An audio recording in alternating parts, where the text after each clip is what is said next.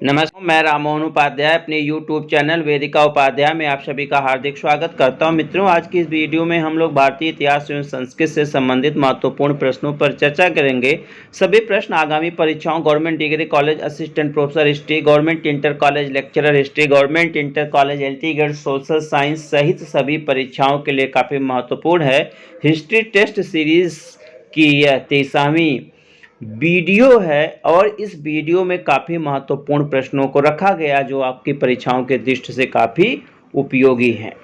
हमारा पहला प्रश्न है, मेगास्थनीज की इंडिका को उद्धृत करते हुए किसने लिखा है कि भारत में सोना खोदने वाली चींटियां पाई जाती हैं? तो जैसा मेगास्थनीज की इंडिका को उद्धृत करते हुए डियोडोरस ने लिखा है कि भारत में सोना खोदने वाली चींटियां पाई जाती हैं। विकल्प भी हमारा सही है। डियोडोरस का कहना था कि वो ऐसी चींटियां होती हैं जिनकी जो त्वचा होती है वह चीते जैसी होती है। तो चीते जैसी त्वचा वाली चींटियां भारत में पाई जाती हैं और वह सोने की खोज करती हैं, सोने की खानों की खुदाई करती हैं। बेसिकली ये सोच है।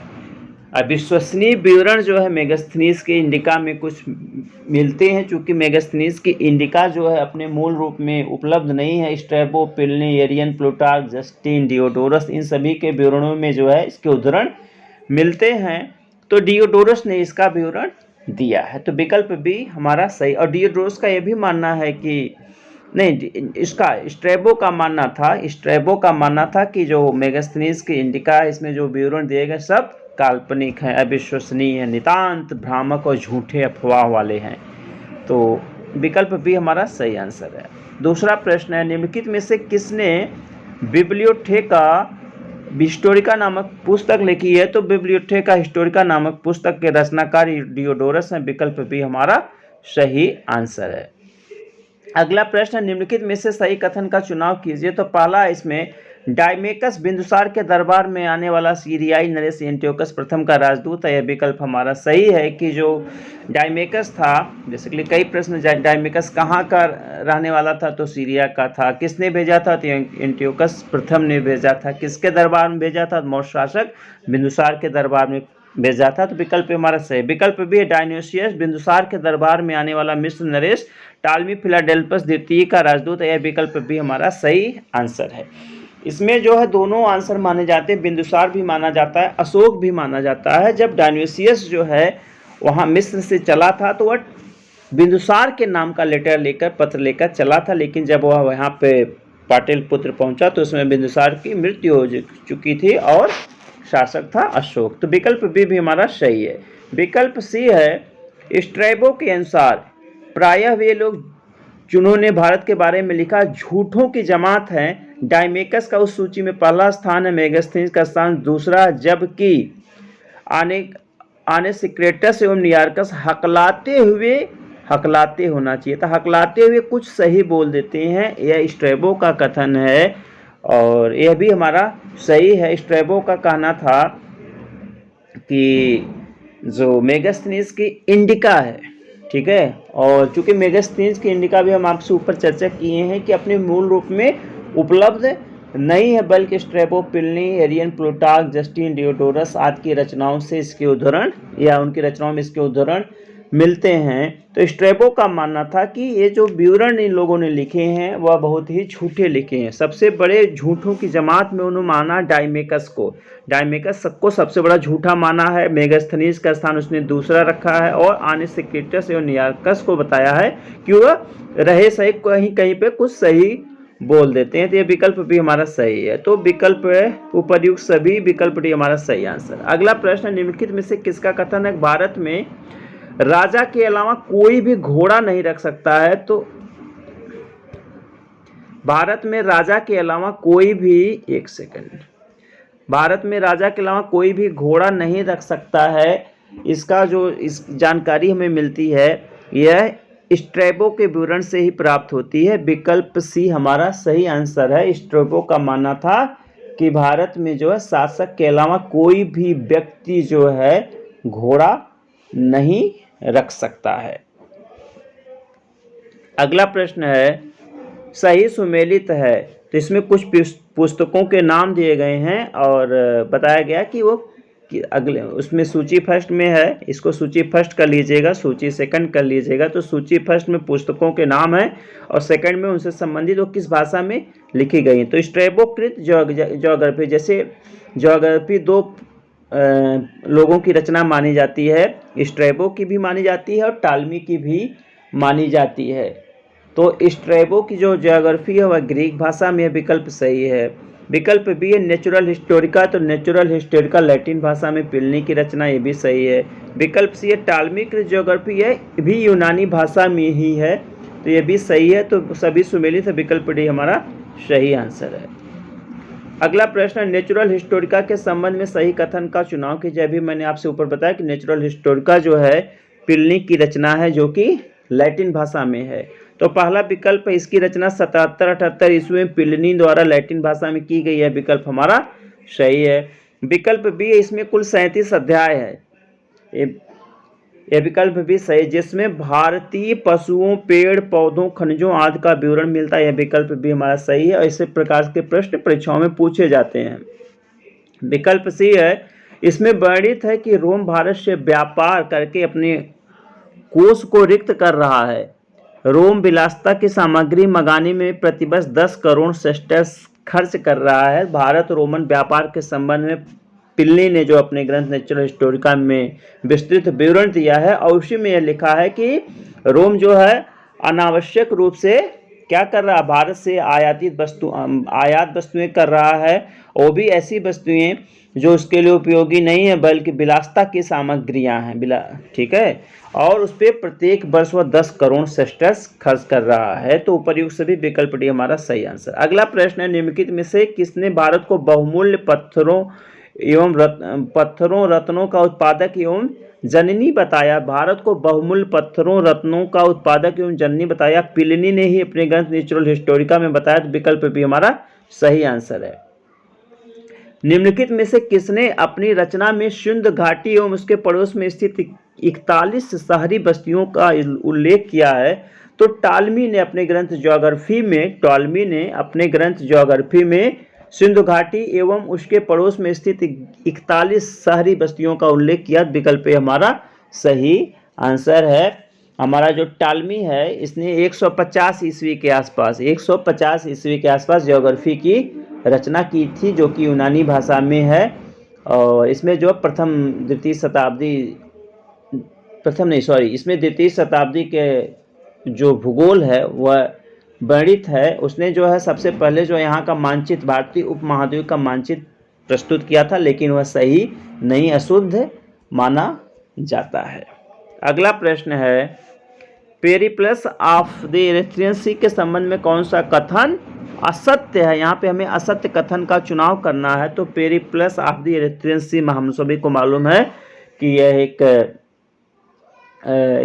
ऐसी पुस्तक है जिसका लेखक जो है अज्ञात है। वह बेसिकली ग्रीक या यूनानी भाषा में, ग्रीक भाषा में इस पुस्तक की रचना उस अज्ञात नाविक के द्वारा की गई थी। माना जाता है कि वह यूनान का रहने वाला था और मिस्र में जाकर बस गया था। तो देखते हैं इसमें पेरिप्लस ऑफ द इरेथ्रियन सी के संबंध में कौन सा कथन असत्य है। पहला विकल्प है इसकी रचना 80 ईस्वी में एरियन द्वारा की गई थी, तो यह विकल्प गलत। अभी मैंने आपसे बताया कि इसकी रचना जो है 80 ईस्वी में तो हुई थी, लेकिन एरियन के द्वारा नहीं की गई थी, बल्कि आज तक जो है इसके लेखक का नाम ज्ञात नहीं हुआ, अज्ञात नाविक के द्वारा इसको रचित माना जाता है। तो विकल्प हमारा सही आंसर होगा, चूंकि असत्य विकल्प पूछा गया। आगे भी देख लेते हैं, कोई कथन असत्य तो नहीं है।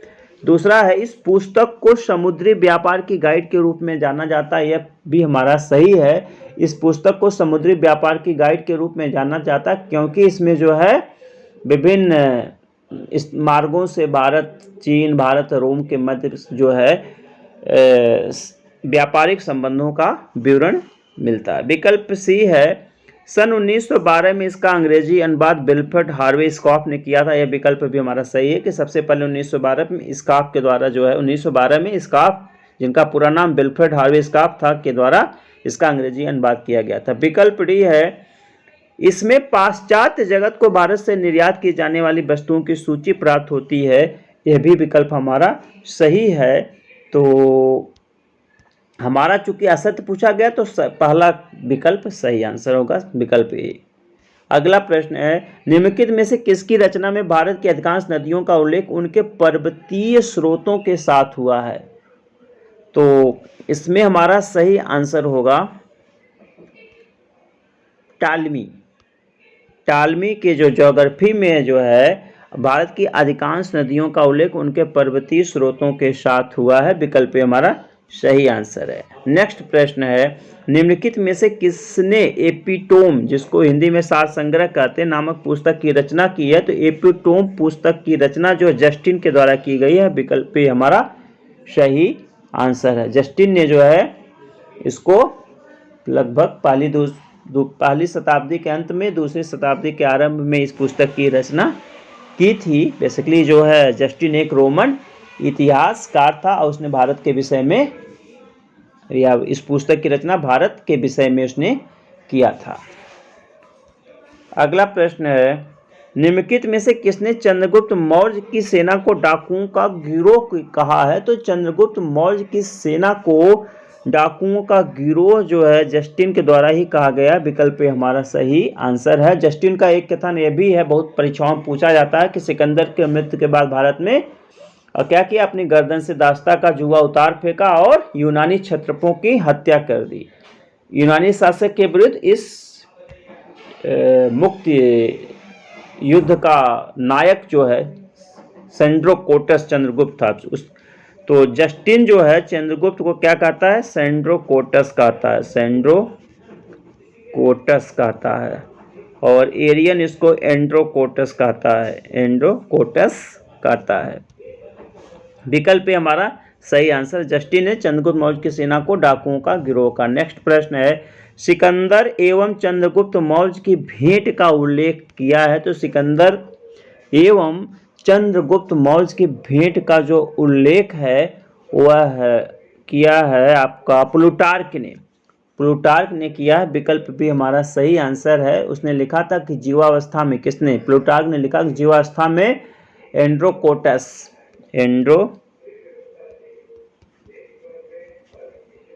जो है, एंड्रोकोटस किससे मिला था? सिकंदर से मिला था, और इसलिए मिला था कि वह नंद वंश के विरुद्ध जो है सिकंदर से सहायता चाहता था। लेकिन जो है सिकंदर जो है चंद्रगुप्त मौर्य की स्पष्टवादिता से इतना ज़्यादा नाराज हो गया कि उसने उसकी हत्या करने की आज्ञा दे दी, लेकिन चंद्रगुप्त अपने सूझबूझ से भाग गया था, बच गया था। अगला प्रश्न है, प्लूटार्क के संबंध में निम्नलिखित में से कौन सा कथन सही है? तो पहला विकल्प है, इसने life of Alexander the great नामक पुस्तक की रचना की है, तो यह विकल्प सही है कि life of Alexander the great Plutarch की रचना है।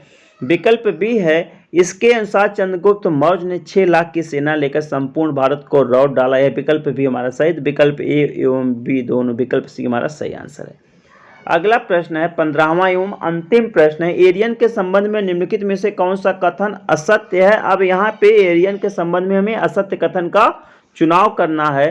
तो पहला विकल्प है, यह एक प्रसिद्ध राजनयिक, सैनिक, दार्शनिक एवं इतिहासकार था, यह विकल्प हमारा सही, विकल्प एक सही है। विकल्प बी, उसने इंडिका एवं एनाबेसिस ऑफ एलेक्जेंडर नामक पुस्तक की रचना की है, तो एनाबेसिस ऑफ एलेक्जेंडर और इंडिका नामक पुस्तक एरियन की रचना, यह भी विकल्प हमारा सही है। और एनाबेसिस ऑफ एलेक्जेंडर का जो दूसरा भाग है उसी को इंडिका के नाम से जानते हैं। विकल्प सी है, इसने मेगास्थनीज एवं पोरस की भेंट का उल्लेख किया, यह विकल्प भी हमारा सही है। इसने अपने ग्रंथ एनाबेसिस ऑफ एलेक्जेंडर में मेगास्थनीज एवं पोरस की भेंट का उल्लेख या वृतांत दिया है। विकल्प डी है, एरियन सिकंदर के साथ भारत की यात्रा पर आया था, यह विकल्प सही नहीं है और हमारा सही आंसर होगा जो आपका एरियन है। तो एरियन कभी भारत नहीं आया था, एरियन कभी भी भारत नहीं आया था, बल्कि उसने जो भी विवरण लिखे हैं वह सिकंदर के समकालीन लेखकों और मेगास्थनीज के विवरणों के आधार पर ही उसने अपना विवरण लिखा है। तो उसने कभी भारत की यात्रा उसने कभी नहीं की थी। तो विकल्प डी हमारा सही आंसर है। मित्रों, इस वीडियो में हमने भारतीय इतिहास एवं संस्कृति से संबंधित महत्वपूर्ण 15 प्रश्नों की श्रृंखला तैयार की थी। काफ़ी प्रश्न काफ़ी महत्वपूर्ण हैं। वीडियो को ध्यानपूर्वक देखिएगा, साथ ही साथ अपने सुझावों से भी चैनल को लाभान्वित कीजिएगा। आप सभी को पूरी वीडियो देखने के लिए बहुत बहुत धन्यवाद। नमस्कार।